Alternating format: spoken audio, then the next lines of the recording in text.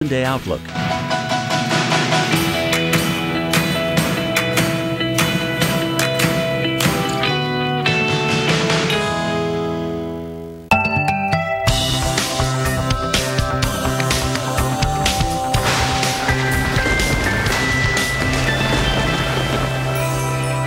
And welcome to Weather Geeks. I'm Dr. Marshall Shepard from the University of Georgia, and it's the holiday season. Now, be honest, how many of you knew that FedEx had its own group of meteorologists? Well, I'm here with Corey Gimpler, the manager of the FedEx weather operation in Memphis. Thank you for joining us. Thanks for having me. Now, why do you need your own meteorologist? Why can't you just use the National Weather Service or the media for what you do? Well, a lot of times we get into situations internally where we can't really just call the National Weather Service and ask for their opinion or ask them to add detail to their forecast. So we're in the room for ease, expertise. At the drop of a hat, a dispatcher, an aircraft dispatcher can walk over and ask us a question. A pilot can call us from anywhere in the world and get expertise on where he's going. And so we're just there as quick access. Now, we're filming this here in Atlanta, Georgia, but many people don't realize that between about 10 p.m. and about 6 a.m., Memphis, Tennessee becomes the busiest airport in the world. Why so? Well, it's because that's our main sorting location. So we have parking gates for about 170 aircraft. And so most of those planes come in, we will operate a hub and spoke method like a passenger air carrier would. So all those planes come in on a weeknight, and sometimes as many as 160 at this time of year. Wow. So that's a logistical challenge. We try and land on 3 runways. If the weather's bad, we're down to 2 runways, and that can cause challenges getting all that freight in because we want to sort it as quick as possible and then put it on other planes and get it out to the markets. Yeah, and I think people have some idea of the fact that there's an operation that involves shipping packages from A to B and then distributing that via the trucks or whatnot. What's the role of your First of all, how many meteorologists do you have, and how long has your meteorology group been around at FedEx? We've been in existence since 1986. Oh, wow. The department, the company started in 1973, so most of that time period we have a staff of 50 meteorologists working 24 hours, 7 days a week, 365 days a year. So there's always a meteorologist on staff because there's always a FedEx airplane in the air. Right, and after the break, we're going to talk a bit more about what it means to be an aviation meteorologist. But just kind of talk us through what your meteorologists are doing for the operation or for the pilots. I mean, are you looking for jet streams, or are you worried mostly about weather at terminals? I mean, what's involved? Anything under the sun, whether it's space weather, volcanic ash. Okay, what do you mean by space weather? Now, we've had some talk about that on Weather Geeks here in the past, but what do you mean? Well, there are some magnetic storms that can cause issues for communications between the aircraft dispatcher on the ground and the pilot in the air. So that's an issue. Obviously, volcanic ash is a hazard to aviation. But generally, we're there to... Why so? Why is it a hazard in aviation? I know we just recently had the Mount Etna over in Europe that actually erupted, but is it a problem with the engines or just visibility? It doesn't go well with the engines. It can cause flame outs, and obviously losing an engine is not a good thing with an aircraft in flight. Absolutely. So, but generally what we do is we write a lot of terminal air forecast for airports around the world. So we have that ability. We do those routinely, and then we update them and amend them as possible throughout the day as needed. And then we also do weather briefings daily for when the new dispatchers come in. They want a briefing of where there's going to be weather problems. So we continue just to feed information on a routine basis and ad hoc. Yeah, and I would imagine, are there any differences in perhaps how you might brief cargo operation as opposed to flights that involve humans, or is it pretty much the same? It's all aviation meteorology. It's pretty much the same. I guess there's a misnomer out there that FedEx doesn't care about turbulence, but we do, because we carry some precious cargo. We do carry live animals. There are humans flying the aircraft, so we don't want them to get jolted around, and sometimes we have people in the back of the airplane flying on business. So we do care about turbulence and any aviation weather hazard, just like a passenger carrier. Now, I mean, so your main customers as far as your group would be the dispatchers and the pilots per se? And the pilots, yeah, those are the 2 main customers internally. Right. Now, talk to me a little bit about your data. I mean, where's your data coming from? Are you pulling from your own sort of personal proprietary information? Are you pulling from the Weather Service and the Weather Channel? We're getting all our data from NOAAport and we also have a weather vendor that also collects the data, things like worldwide lightning data, maybe Canadian radar data. They collect that for us and feed it into our internal weather system, which is unique. Now that weather system is accessible by anyone in the company. Okay. So we leverage the National Weather Service alerts and warnings and watches that they issue. Anyone in the company can sign up for those alerts and get them sent to their smartphone or their email, and then customize which ones they want and what time of day. So we generally use National Weather Service data, and then we use that and tweak the models and come up with our own forecast. Now, you mentioned this in this answer, but FedEx is a global operation. Any particular challenges or any tough areas when you're thinking about your operation as far as weather forecasting globally, or any particular challenges that come to mind in your years of experience? Well, there are challenges. A lot of them are outside of weather. They're political. So sometimes we can't fly over some parts of the world, or if we're expected to go up away across China to the Himalayas. If there's known turbulence, the Chinese Air Authority may restrict us. And so we need to know before, our dispatchers need to know before we're going to dispatch an aircraft up there, maybe 12 hours in advance if there's going to be turbulence. So that's where we step in. We provide a product, a forecast, and we help make the weather seamless. Okay, well, that was really interesting. I didn't really realize that. Now, one of the things, and I was just at a meeting today here in Atlanta, the Integrated Warning Team, and we were talking about communicating weather information. That's a big challenge in many different circles. Right. When you're communicating to your stakeholders or your customers, how do you go about communicating? Are you using the sort of weather geek jargon that we all learn as meteorologists, or are there certain sort of cues or sort of communication sort of strategies that are more effective in your line of business? Well, we try and standardize it, so the format is the same every time. So, for example, we do a SnowCon message, which comes out when we have winter weather expected at one of our main hubs in Newark or Indianapolis or Memphis. Okay, so those are your hubs? Yeah, those are 3, plus Dallas and Oakland. Those are the 5 main U.S. hubs. But those SnowCon messages are standardized, and they're standardized every time they come out, depending on what SnowCon level they're at. So we make sure that everything's standardized.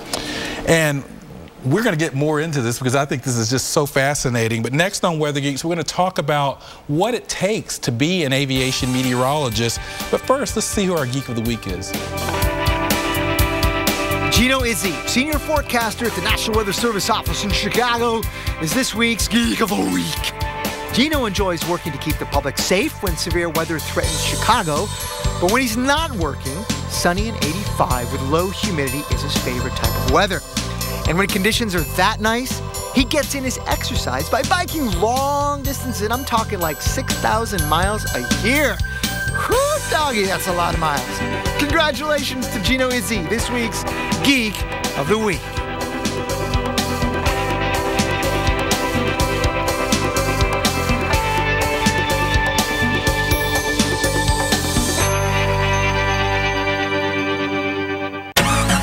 When your cold is pain and fever, cough, and nasal congestion. Okay, guys, it's getting late. You gotta hit the road. You need the power of Theraflu.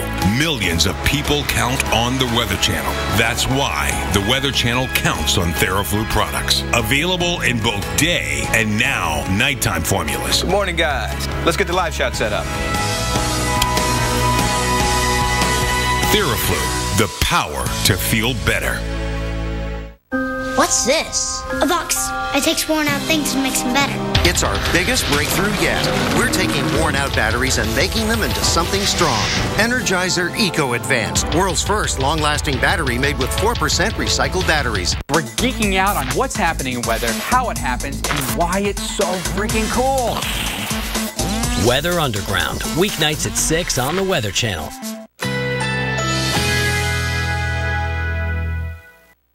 Currently in our area, 79 degrees under mostly cloudy skies.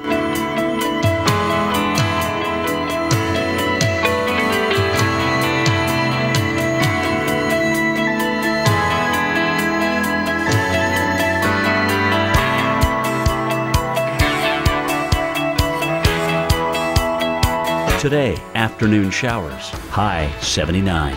Winds east at 15 to 25 miles per hour. Chance of rain, 60%. Tonight, rain showers this evening with clearing overnight. Low 73. Chance of rain, 50%. Monday, afternoon showers. thunder possible. High 82. Chance of rain 50%. Here's our 7-day outlook.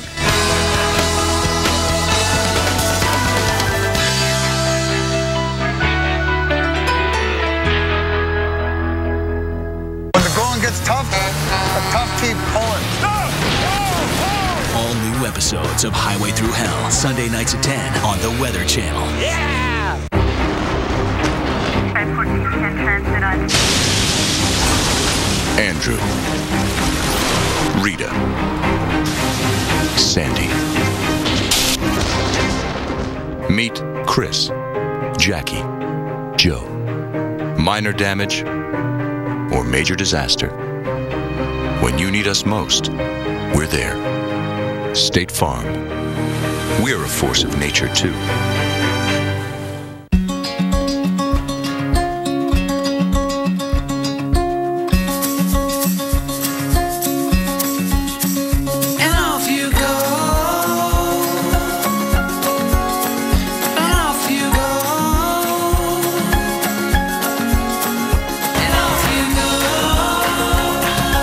Every step, every stride, every start.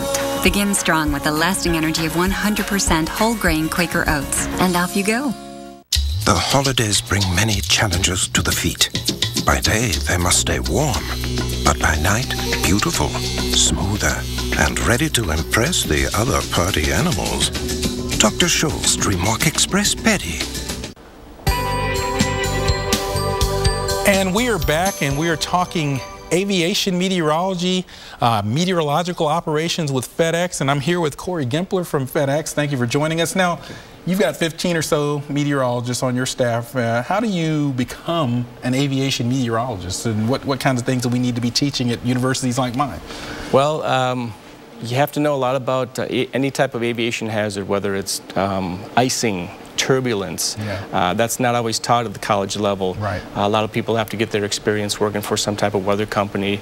But anything, jet stream, but also, you know, convection. Mm-hmm. Winter storms is important because it's just not everything in the air, but anything on the ground. Sure. So we're looking for people with well-rounded knowledge of all weather events. What would you say is the meteorology event or phenomena that causes the most hazard to delay for the company? Is it thunderstorms? Is it fog?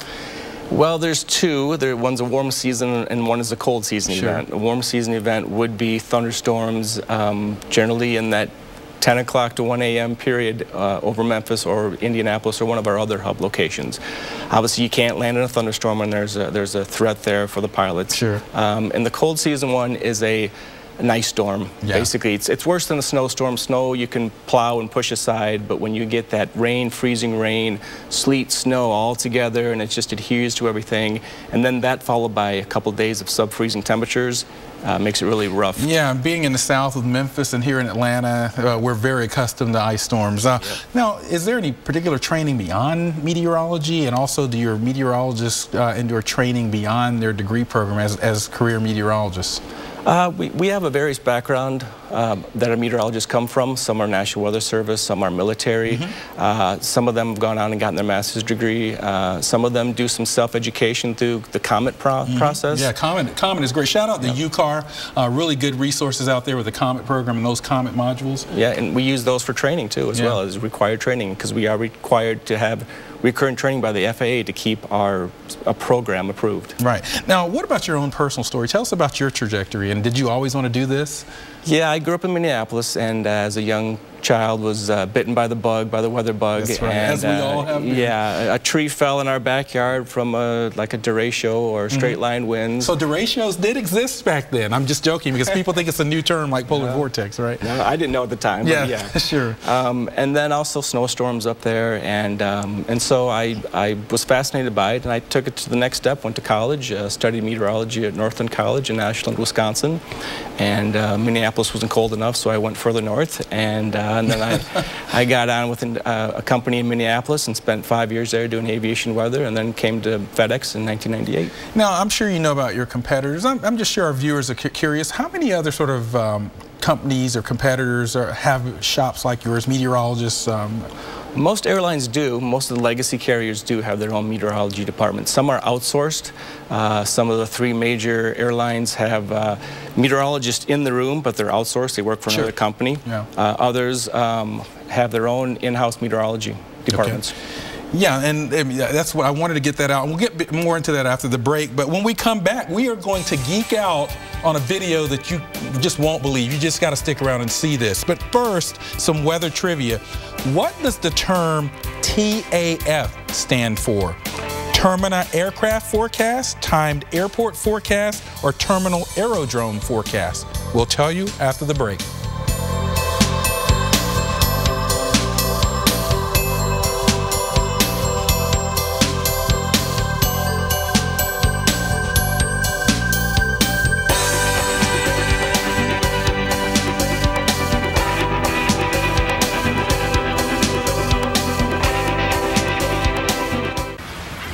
You do all this research on the perfect car, gas mileage, horsepower, torque ratios. 3 spreadsheets later, you finally bring home the one, then smash it into a tree. Your insurance company's all too happy to raise your rates. Maybe you should have done a little more research on them. For drivers with accident forgiveness, Liberty Mutual won't raise your rates due to your first accident. See car insurance in a whole new light. Liberty Mutual Insurance. This kid makes stains like crazy, so we got our new HE washing machine, but it took forever. Turns out it wasn't the machine, it was our detergent. So we switched to Tide Turbo Clean. Now we get way cleaner clothes, way faster. HE Turbo Clean. 6 times the cleaning power in half the time. Feeling cold? Try Hot Hands. Simply open the package, and they heat up quickly.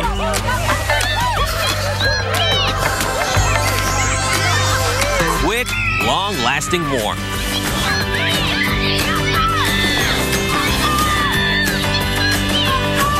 Go get your own. Hot Hands. Bring the heat. This is Clara. To prove to you that Aleve is the better choice for her, she's agreed to give it up. That's today? We'll be with her all day to see how it goes. After the deliveries, I was okay. Now the Ciabatta's done, and the pain is starting again. More pills? Seriously? Seriously. Ugh. All these stops to take more pills can be a pain. Can I get my Aleve back? For my pain, I want my Aleve. Get all-day minor arthritis pain relief with an easy open cap. You can plan all you want, but Mother Nature's going to dictate what happens. We better hurry. That is one heck of a storm building. There's $1 million hidden under there. Oh my God, look at that! Oh. Black. I am the blue! All new episodes of Prospectors, Sunday nights at 9 on the Weather. Depression is a serious medical condition. I feel like I have to wind myself up to deal with the sadness, the loss of interest, the lack of energy. Ask your doctor about Pristique, a prescription medicine proven to treat depression. Pristique is thought to work by affecting the levels of 2 chemicals in the brain, serotonin and norepinephrine. Tell your doctor right away if your depression worsens or you have unusual changes in mood, behavior, or thoughts of suicide. Antidepressants can increase suicidal thoughts and behaviors in children, teens, and young adults. Pristique is not approved for children under 18. Do not take Pristique with MAOIs. Taking Pristique with NSAID pain relievers, aspirin, or blood thinners may increase bleeding risk. Tell your doctor about all your medications, including those for migraine, to avoid a potentially life-threatening condition. Pristique may cause or worsen high blood pressure, or cause visual and other eye problems. Tell your doctor if you have heart disease, or before you reduce or stop taking Pristique. Side effects may include nausea, dizziness, and sweating. For me, Pristique is a key in helping me treat my depression. When the going gets tough, the tough keep pulling. All new episodes of Highway Through Hell, Sunday nights at 10 on the Weather Channel. Yeah! A little rain, a little shine, a little change over time. And the birds will sing, 'cause the weather will bring happiness to the hearts of the lonely. Will change our minds when the weather is fine. Come on down to Weather Underground, weeknights at 6 on the Weather Channel.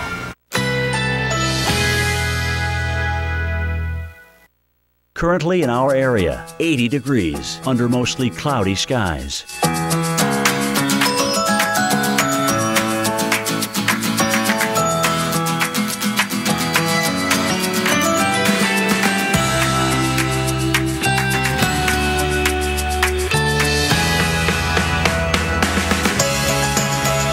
today. Overcast with rain showers at times. High 80. Chance of rain 60%. Tonight, rain showers this evening with clearing overnight. Low 73. Chance of rain 40%. Monday, afternoon showers. Thunder possible. High 82. Chance of rain 50%. Here's our 7-day outlook.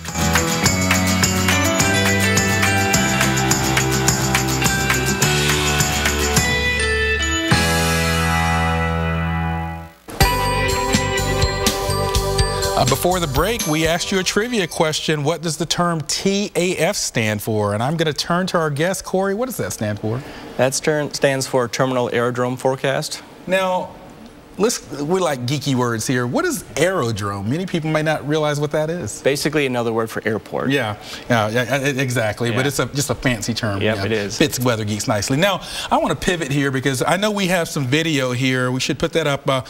It's a flight sequence from 2003, and it really just gives everyone an idea of just how weather can impact flights. So can you describe what we're seeing here? You probably see it here on the video. Yeah, this is a snapshot, time-lapse of a night inbound into Memphis, and all the black airplanes coming in. Obviously, the thunderstorms are moving towards the field there where Memphis is. And you'll see as the thunderstorms approach the airfield, the crews and the pilots have to decide whether to divert their landing and go elsewhere. Some will hold, and the ones with the tags, will actually go land at an alternate airport. And that's part of what we do, is advise of bad weather like that. Yeah, no, we're geeking out on this on the show right now, but I can imagine on a day like this in the Global Operations Center, what's going on? Is it frantic, or is everyone kind of calm and cool? Well, it's not that frantic if we had the forecast right. Right. A good forecast equals a good plan. So when that happens, hopefully the planes have enough fuel. They're fueled up for their alternates. They're expecting it. The planes are probably slowed down a little bit to meter the inbound, so they're not all arriving at the same time. Right. So if it's a good night, it's a good plan, it's a good forecast. Now, you know, there was a recent event here earlier in the year, and Weather Channel's Stu Ostro really broke it down. There was a airplane that tried to punch through an opening, what appeared to be an opening coming into Colorado. Right. Suffered hail damage in the nose, right. And I was noticing even in that image there, I saw some breaks there. I mean, are you kind of advising, or your group advising? Well, you got 3 minutes to get through that particular window. What's going on in that situation? No, we more strategic plan and not tactical. Okay. That's up to more the dispatcher, and actually the FAA controller who's controlling that flight. He has radar. The pilot has onboard radar. So those are the two main players in that tactical forecasting. And so what's your number, as the sort of leader of the meteorology department, what's your #1 concern on a day like that? Safety first. We don't want the planes to get low on fuel. We don't want a plane going through a hail shaft and get damaged. Right. So it's all planning. Our role is to feed that information to the dispatchers in the room so they can manage the weather.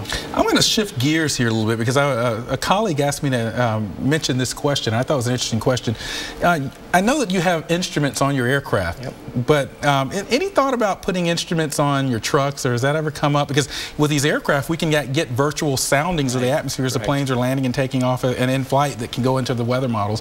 What about on the trucks? That's a good idea. It's something we should probably explore, but we don't have anything right now, but something maybe in the future. Yeah. So speaking of the future, as the department, head of a major department, meteorology department, a major corporation, it depends on the weather.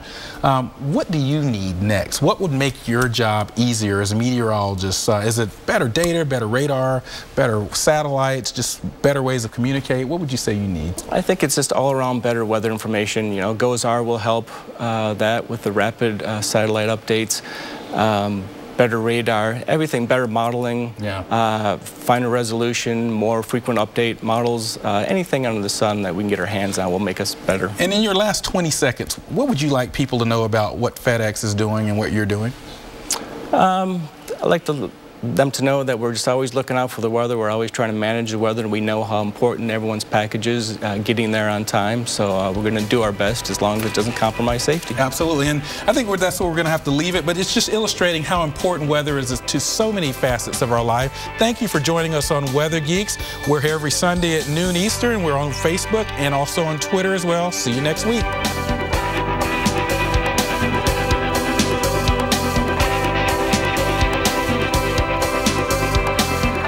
At the Joseph A. Bank Great Winter Gift Sale, buy any suit or sport coat, get 2 free, including Signature Gold and Traveler, plus a bonus gift for you. Take an additional $25 off for every $125 you spend. Save up to $100, only at Joseph A. Bank. From the gifts they want to the ones they really want. From big gifts that mean a lot to little ones that mean everything. Get the perfect gift for everyone and share wonder on Christmas Day. Walmart. We've worked pretty hard to become the world's largest independent refiner and to be America's 3rd largest producer of renewable fuels. But we've also worked hard to be named one of Fortune's most admired companies by giving over 125,000 volunteer hours a year, donating over 1 million pounds of food to local food banks, and building homes for Habitat for Humanity. To appreciate a company's true value, you have to understand the heart of its people. Did you know that good nutrition is critical for brain health? Brain food. Ensure has B vitamins that help support brain health. Now that's smart nutrition. Ensure's complete balanced nutrition has 26 vitamins and minerals and 9 grams of protein. Ensure, take life in. When a moment turns romantic, why pause to take a pill? Or stop to find a bathroom? Cialis for daily use is approved to treat both erectile dysfunction and the urinary symptoms of BPH, like needing to go frequently, day or night. Tell your doctor about all your medical conditions and medicines and ask if your heart is healthy enough for sex. Do not take Cialis if you take nitrates for chest pain, as it may cause an unsafe drop in blood pressure. Do not drink alcohol in excess. Side effects may include headache, upset stomach, delayed backache, or muscle ache. To avoid long-term injury, get medical help right away for an erection lasting more than 4 hours. If you have any sudden decrease or loss in hearing or vision, or any symptoms of an allergic reaction, stop taking Cialis and get medical help right away. Ask your doctor about Cialis and a $200 savings card. You ready? Some call it giving back. Oh, come on in. We call it Share the Love. During our Share the Love event, get a new Subaru and we'll donate $250 to those in need, bringing our total donations to over $65 million. And bringing love where it's needed most. Love. It's what makes a Subaru a Subaru. Think your heartburn pill works fast? Take the Zantac It Challenge. Zantac works in as little as 30 minutes. Nexium can take 24 hours. When heartburn strikes, take Zantac for faster relief than Nexium or your money back. Take the Zantac It Challenge. It's easy to love your laxative when that lax loves your body back. Only Miralax hydrates, eases, and softens to unblock naturally, so you have peace of mind from start to finish. Love your laxative, Miralax. We know you have a morning routine. We have one too. 7 days a week, AMHQ is right here and weather ready. I want to show you all the cool things that's going on in the weather. A lot of people traveling, but we'll keep an eye on for you. So start your morning routine with Jim Cantori, Stephanie Abrams, Jan Carfagna, and the rest of AMHQ. It is a team here at the Weather Channel, and an awesome team at that. Let's get right to what you want, and that is the weather. AMHQ, every morning starting at 5 on the Weather Channel.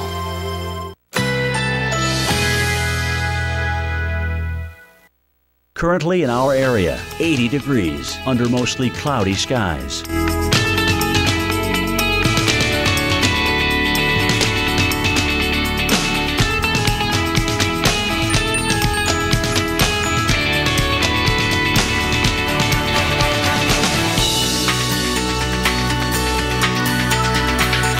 Today, overcast with rain showers at times. High 80, chance of rain 60%.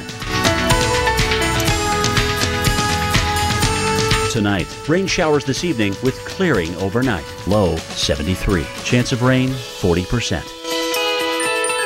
Monday, afternoon showers. Thunder possible. High 82. Chance of rain 50%. Here's our 7-day outlook.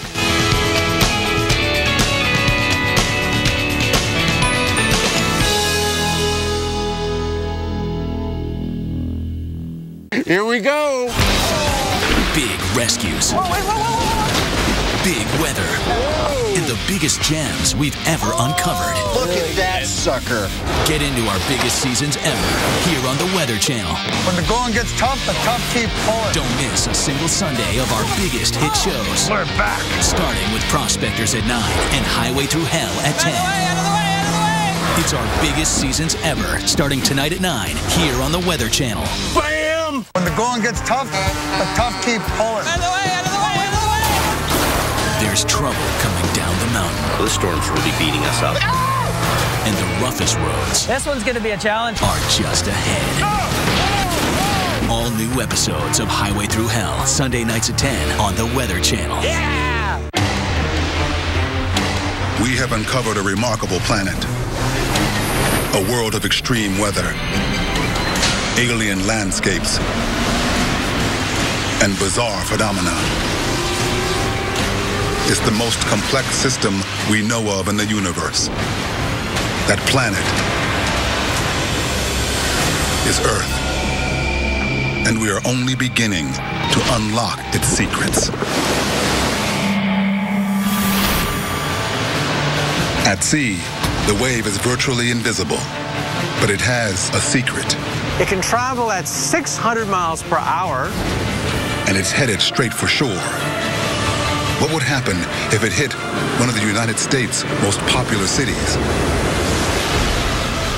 Generated by cataclysm, and with the power to kill hundreds of thousands. Tsunamis, decoded on Secrets of the Earth.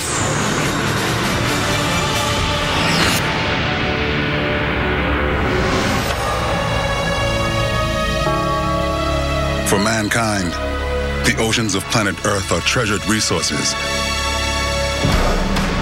But they have a dark side. Periodically, they erupt in violent tsunamis. 90% of them are triggered by strong undersea earthquakes. When you think of a tsunami, you have to think of a wall of water with the strength of a wall of bricks. They are fundamentally different from all other waves in the sea. March 11, 2011. A magnitude 9.0 earthquake strikes Japan.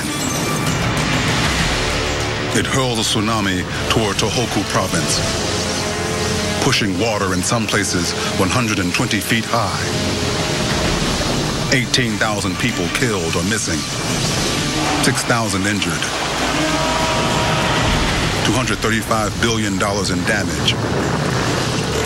Earth's most expensive natural disaster.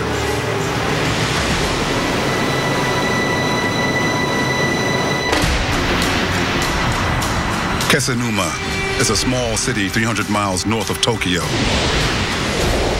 It's home to a tuna fishing fleet hard hit by the tsunami. This ship is more than a mile inland. This is a tuna ship that used to be in Kesennuma Harbor. And the tsunami came and it floated all the way here. Japan sits on the edge of Earth's ring of fire, a belt of earthquake faults and volcanoes encircling the Pacific. 14 fatal tsunamis in the past century make Japan this world's most tsunami-prone country. But it is far from alone. An offshore earthquake could trigger a tsunami in the northwest United States. Take a look at the Cascadia Fault, going from Canada down to Washington State, down to Oregon. We know that it's ruptured in the past. Mud cores taken from the seafloor hold evidence for tsunamis throughout the past. Tsunamis have been occurring for millions and millions of years, as long as the Earth has had oceans. A Cascadia Fault tsunami left behind sediment scientists can date to the year 1700. Stories of a great earthquake followed by floodwaters exist in the oral traditions of Native Americans in the area. And tree ring studies reveal stands of dead trees with outermost rings dating to 1699, the last growing season before the tsunami. A precise date comes from a secret source. By going to Japan, they found records of an ancient tsunami of the year 1700. Therefore, we now realize that that very same tsunami that hit the United States back then also hit Japan. We know the exact date and the exact hour that the tsunami hit. The Japanese records tell us the tsunami struck the American Northwest on Tuesday, January 26, 1700, at 9 p.m. In Japan today, scientist Kostas Sinolakis revisits the scene of the Tohoku tsunami. He is one of 300 scientists who surveyed the initial damage. The stranded tuna ship stands as a monument and still reveals surprises.